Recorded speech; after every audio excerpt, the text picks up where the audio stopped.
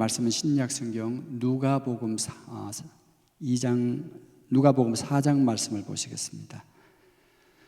신약 성경 누가복음 4장 말씀입니다.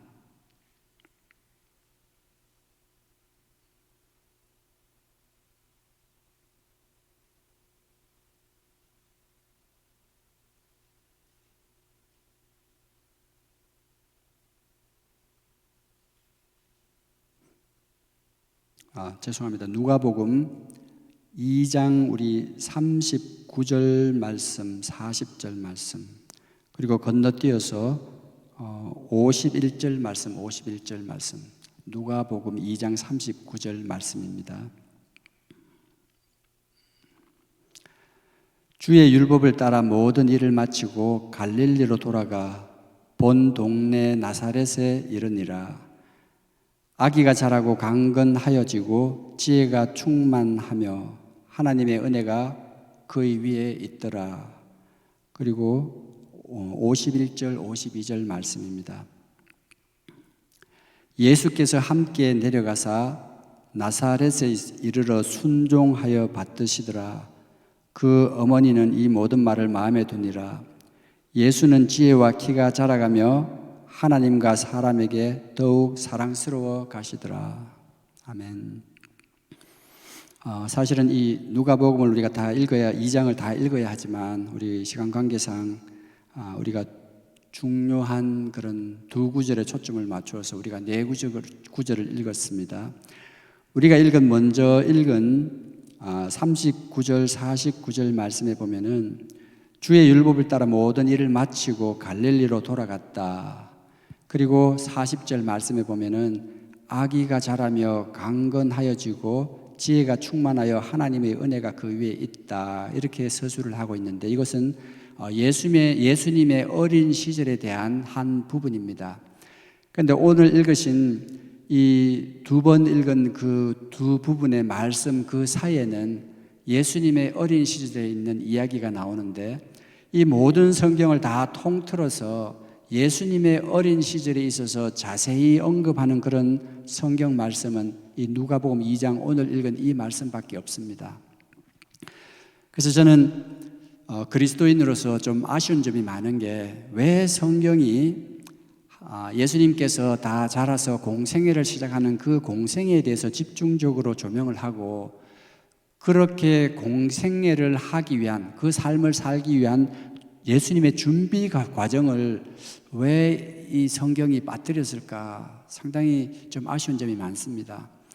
사실 이 세상의 다른 종교들은 나름대로 어떻게 그 종교에서 가르치는 그 가르침에 도달할 수 있는지 실제로 훈련하는 방법에 대해서 많은 것들을 기술을 하고 있습니다. 뭐 예를 들어서 우리 인도의 그 어떤 종교에 보면은 자기들이 나름대로 어떤 그 신들의 도움을 받아서 뭐 어떻게 보면은 해탈이라고 할까요? 불교의 용어로 이야기하면 그렇게 할 수 있는 과정들을 설명을 하고 있습니다. 그래서 호흡법이나 이런 훈련법을 여러 가지로 설명을 하고 있고 심지어는 이 불교에서도 어떤 해탈의 경지를 위해서 훈련을 하기 위해서 어떤 호흡법들이나 이런 것들을 어떤 식으로 하고 어느 단계에 들어가면 어떤 느낌이 들고 이런 것들을 서술해 둔 책들이 생각보다 많습니다. 그래서 저는 그리스도인으로서 예수 그리스도를 본받고 싶은 그런 마음은 있지만 예수님이 그렇게 하나님의 뜻에 따라 살 수 있게 되기까지 도대체 어떤 훈련을 통해서 그렇게 되셨을까? 궁금한 점이 굉장히 많지만 아쉽게도 성경은 거기에 대해서 침묵을 합니다. 그런데 유일하게 오늘 읽으신 이 말씀 가운데 예수님의 어린 시절에 대해서 언급하는 그런 두 부분의 그 성경 구절들이 있습니다. 우리가 읽은 이 39절, 49절, 40절 이전에 있었던 일은 무언가 하면 예수님께서 탄생하신 지 8일 만에 이제 정결의 예례, 그 모세가 정한 그 정결의식을 따라서 성전에 들어가서 정결의식을 하기 위해서 비둘기 2마리를 가지고 와서 거기서 제사를 지내는 그런 광경이 나옵니다. 그곳에서 시므온과 안나라는 그런 두 사람을 만났는데, 이 두 사람은 장차 오실 메시아를 너희들이 볼 거다라는 그런 성령의 지시를 받고 기다리던 중에 이 정결 예식을 하러 온 예수, 아기 예수를 만나는 그런 장면들이 나오는데, 그 이후에 이제 이 성경이 서술하는 말씀이 오늘 우리가 읽은 이 38절 말씀에 보면 마침 이때 나와서 하나님께 감사하고, 이 말씀이 정결 예식을 하러 온 그 예수님의 그 장면들을 서술을 한 걸 이야기를 합니다. 그리고 이어서 39절 말씀에 보면은 40절 말씀에 보면 아기가 자라며 강건하여지고 지혜가 충만하며 하나님의 은혜가 그 위에 있다. 그래서 이 구절 이후에 우리가 다음 읽은 이 50절 9절까지는 또 한 가지 사건이 나오는데, 이것은 이 성경에 있어서 예수님의 그 유년 시절이라 그럴까요? 거기에 대해서 전무후무한 그런 어떤 성경 구절들이 나옵니다. 그 말씀은 우리가 잘 아시다시피 예수님께서 12살 되었을 때에 매 6월절마다 이 이스라엘의 백성들은 성지 예루살렘을 통해서 이제 거기 가서 하나님께 제사를 드리는 그런 풍습을 따라서 거기 갔다가 잃어버린 예수를 다시 찾아서 갔는데, 부모가 보니까 이 성전에서 예수님이 12살 때 성전에 있는 그 가르치는 랍비들하고 또 성전 학자들, 성전에서 말씀을 가르치는 학자들하고 토론하는 모습을 보면서 다시 예수님을 데리고 집으로 돌아오는 그 장면들이 있습니다. 그 일 이후에 우리가 읽은 이 52절, 예수는 지혜와 키가 자라가며 하나님과 사람에게 더 사랑스러워 가시더라, 이 말씀이 답니다. 그래서 어떻게 보면은 이 40절 말씀에 아기가 자라며 강건하여지고 지혜가 충만하며 하나님의 은혜가 그 위에 있더라. 그래서 학자들은 이 말씀은, 이 모습들은 예수님이 12살 이전에 자라는 그런 모습들을 서술하는 것이고, 그리고 마지막 52절 예수는 지혜와 키가 자라가며 하나님과 사람에게 더 사랑스러워 가시더라 하는 것은 그 이후에 전반적으로 예수님의 어떤 성장 과정을 설명하는 것이다, 이렇게 이야기를 합니다. 근데 이 두 구절들을 우리가 좀 종합을 해보면 사실은 예수님의 성장 과정에 어떤 세 가지 영역을 우리가 찾을 수가 있습니다. 40절 말씀에 보면은 아기가 자라며 강건하여지고 이렇게 서술한 표현이 있고, 52절 말씀에 보면은 예수님은 지혜와 키가 자란다, 이렇게 설명이 되어 있습니다. 이 키가 자란다, 이 52절의 말씀은 달리 표현하면 나이가 들어간다, 이렇게도 해석할 수 있지만 대체로 나이가 들어가는 것은 해가 지남으로 우리가 자연스럽게 얻어지는 것이기 때문에 키가 자란다라고 해석하는 게 맞고, 예수님의 어떤 신체적인 성장을 의미하는 것이다. 그래서 예수님의 성장은 저와 여러분과 똑같이 육체적으로, 신체적으로 성장하는 그런 과정을 거쳤습니다. 그러나 저와 여러분들이 잘 아시다시피 우리의 신체적인 어떤 성장 과정은 한계가 있습니다. 무슨 말씀인가 하면, 우리가 아무리 조심하더라도 우리가 오래 살게 되면 우리가 여러 가지 병으로 고생을 하게 되고, 또 우리가 늙어가게 되고, 또 마지막에는 이 세상의 그 어느 누구도 인간의 모습이라면 이렇게 살다가 죽어지는 그런 육체 속에서 우리가 살고 있다는 그런 사실은 변함이 없습니다.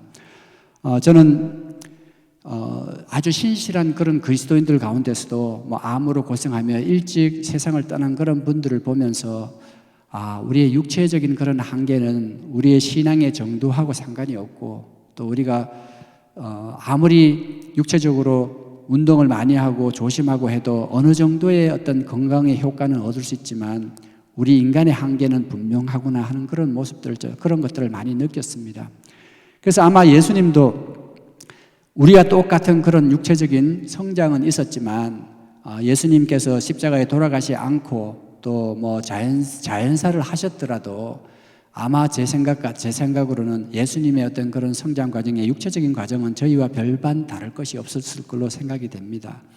그래서 이사야 53장 말씀에 보면은 그는 아름다운 것도 없다, 이 예수님에 대해서 아주 우리가 알다시피 예수님에 대한 그런 명화를 보면은 굉장히 멋있는 그런 예수님, 신체적으로 건장하고 아주 잘생긴 예수님을 표현하지만 이사야 53장을 보면은 그는 마른 순 같아서, 마른 땅에서 난 순 같아서 사람들이 보기에 그렇게 볼품이 없었다, 이렇게 설명을 합니다. 어쨌든 예수님은 육체적으로 성장했고 저와 여러분들도 육체적으로 이미 성장을 했고 또 아직도 하고 있는 그런 단계라고 할 수 있겠죠.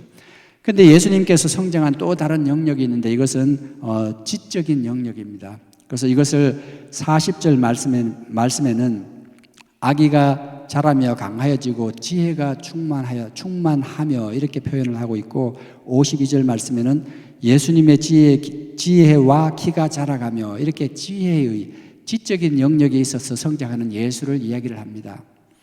그래서 우리가 지적인 영역에 대해서 우리가 생각을 한다면은 이것은 단순한 우리가 지적인 것을 이야기하면은 지식적인 것을 주로 이야기를 하는데, 이 성경의 지적인 것은 지혜라 해서 그것보다 한 단계 높은 것을 의미합니다. 그래서 예수님께서 어떻게 지적인 그리고 이 지혜의 성장을 이루셨을까, 이런 점에 설명을 해보면 우리가 또 다른 어떤 성경 구절이나 이런 것들을 통해서 찾아봐야 되는데, 사실은 이 성경이 우리에게 자세하게 대답해 주진 않습니다. 그렇지만 우리 잠언 1장 7절의 말씀에 보면은 여호와를 경외하는 것이 지식의 근본이다. 그래서 어리석은 자는 교훈을 경멸한다, 이렇게 이야기를 하는데, 여호와를 경외하는 것이 지식의 근본이다. 결국은 모든 것들은 하나님으로부터, 지식과 지혜가 하나님으로부터 나온 것임을 알 수가 있습니다. 우리가 좀 더 확실한 말씀을 우리가 하나 찾아보면 야고보서 1장 5절 말씀에 보면 너희 중에 누구든지 지혜가 부족하거든 모든 사람에게 후히 주시고 꾸짖지 아니하시는 하나님께 구하라, 그리하면 주시리라.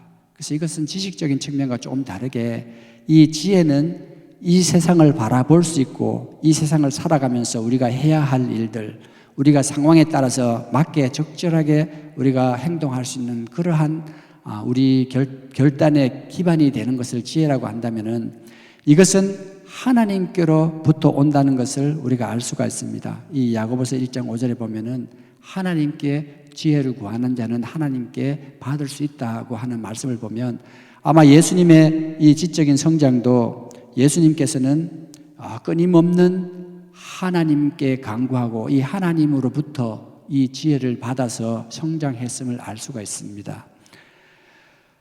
여전히 여기에 대해서 우리가 또 좀 더 공부를 하고 또 궁금한 점이 많지만 이 성경 속에서 우리가 확실히 알 수는 없고, 어떻게 예수님께서 무슨 방법을 했을까 구체적인 방법은 알 수가 없지만, 다만 우리가 이 말씀을 통해서 짐작하는 방법대로 예수님께서는 하나님과의 특별한 관계를 통해서 얻은 것이 아닌가, 그렇게 생각이 됩니다.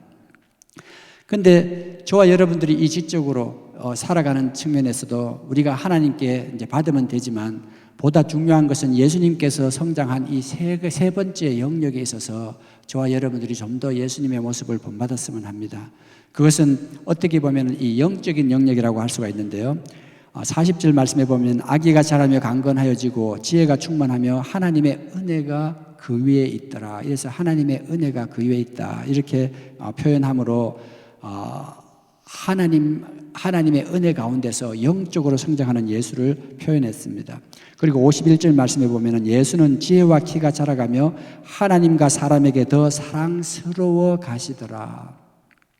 하나님이 보시기에 정말 사랑스러운 사람, 물론 저와 여러분들도 하나님께서 예수 그리스도를 통한 그런 우리가 부족한 부분, 우리가 죄성의 모든 부분들을 하나님께서 예수 그리스도의 보혈로 사해 주시고 이제는 의롭다 칭함으로, 그런 하나님의 눈으로 바라볼 때는 저와 여러분들이 사랑스러운 그런 모습이 될 수도 있겠지만, 이 예수님의 영적인 성장은 하나님이 보시기에 사랑스러운 그런 모습으로 성장했음을 알 수 있습니다.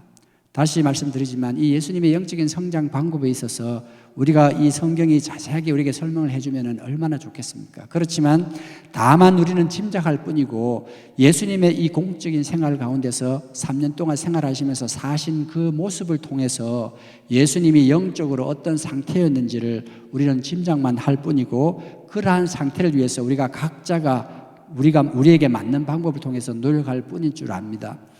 그러면 예수님께서는 이 공적인 생활을 통해서 영적으로 성장하심을 어떻게 보여주셨는가?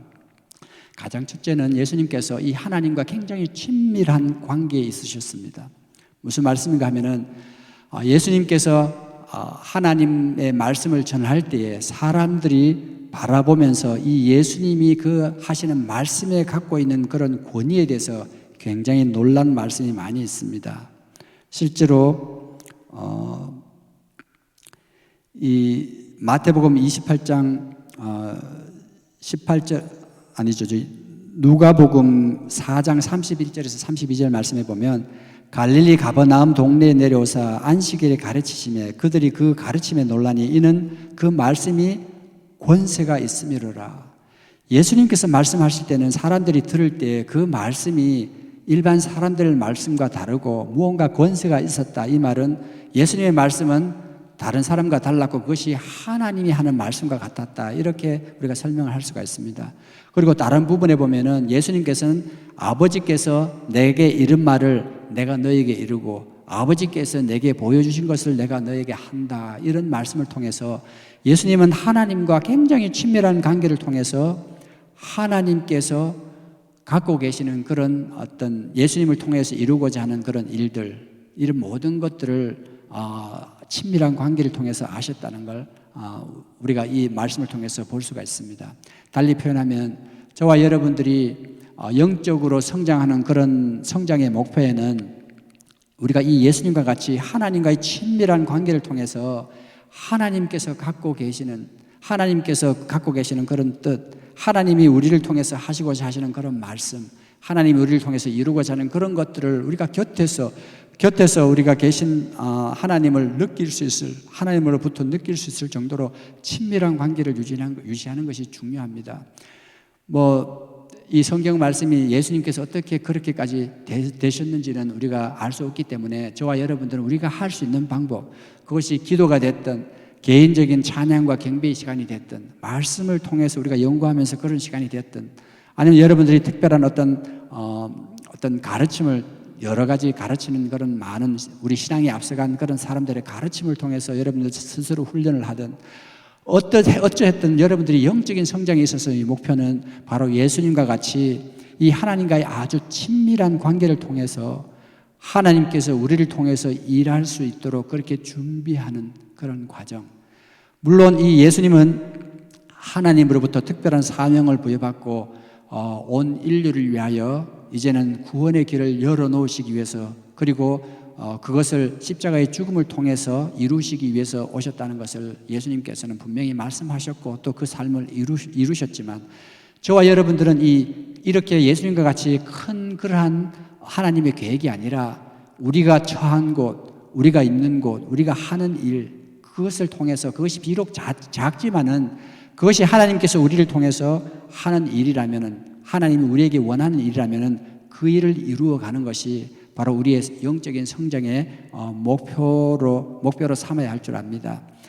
만약에 여러분들이 하나님의 말씀을 분명하게 듣는 그런 영적인 상태에 있을 때 하나님께서 여러분들에게 이 교회를 섬기게 하든 이웃을 섬기게 하든 아니면 어디 선교지에 가서 몇 년을 섬기게 하든 하나님께서 여러분들에게 분명하게 알도록 말씀하신다면 그 말씀에 순종하지 않으시겠습니까?